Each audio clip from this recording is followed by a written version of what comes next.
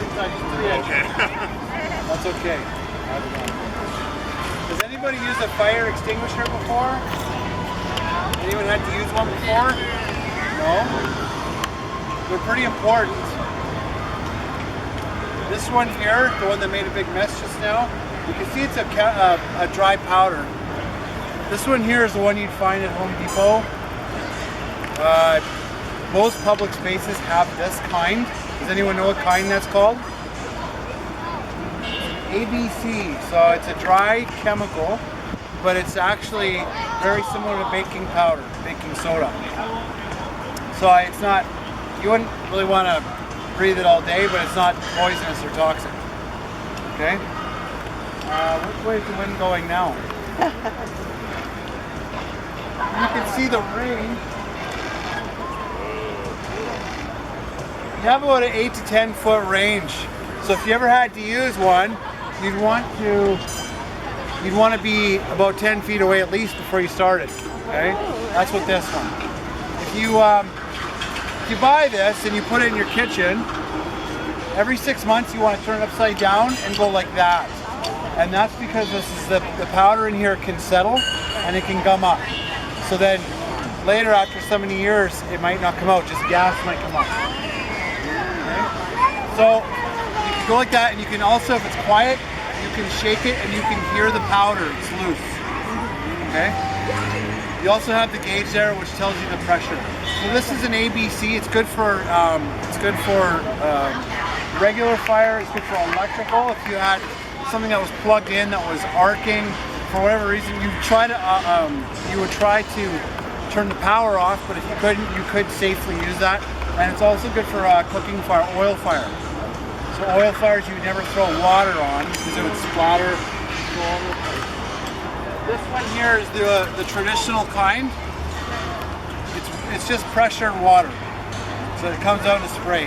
What we do in the fire department, we keep them on our trucks, is we put liquid dish soap in there, and it comes out as a little foam, and it's actually quite effective. But we wouldn't really want to use that on an electrical fire. So this is kind of the old school way of doing it. And there's one last kind, the kind that I was using just before you guys came. What is that? What's in there? What is that? You have a guess?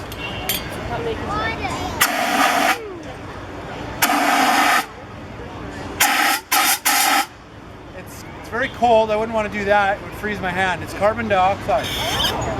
So CO2. And this is typically used in areas where they have electronics and things like that, where they don't want to spray water or make a big mess. Okay? So this one does not have a pressure gauge. It's just done by weight. So I'm gonna run through the just basic steps of what you would do if you came home and you found a fire. So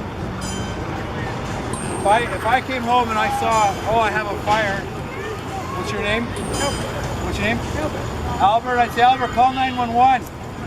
Okay? If I had an extinguisher, I would know exactly where it was. I would grab it, and probably what would happen is this tag would be there. This tag is part of just the system that tells you that this has not been tampered with. Okay? They almost always will have this plastic tag. Do not worry about that tag. You don't break it off. You just pull here.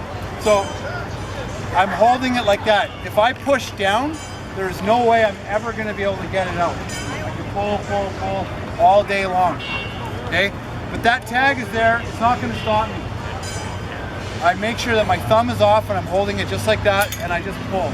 Now the pin is out. Okay? But we teach this program, and as silly as it is, people always do this, especially when they're under pressure. They go like this, they're holding it nice and tight, and then they pull. You cannot pull it out. So if you have an emergency, you gotta think about that. Get your thumb off, pull the pin. Okay? So in this case, I pull the pin, and I have a fire behind me. Okay, I have a fire. Before I want to go near the fire, I want to check this, make sure it works. So I'm gonna I'm going to see how far it goes and make sure that it's working. Okay? So before I go near, okay? Works pretty good. Works. I'm going to approach it like this.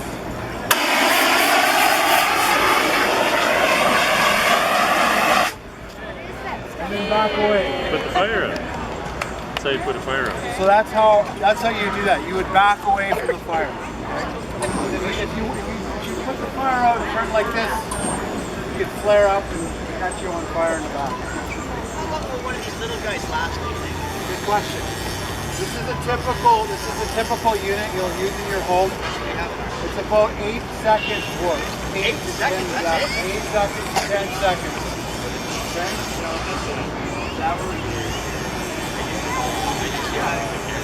Let's check our It should do a job for a medium to small fire.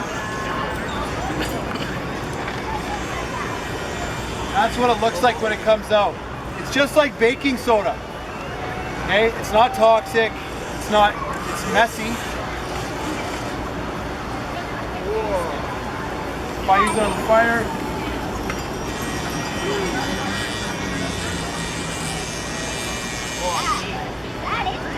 it is messy. And that's okay, it's the end of the day, it's not going to get dirty.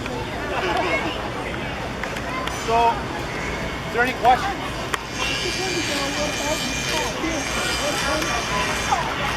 Almost always they're ABC chemicals.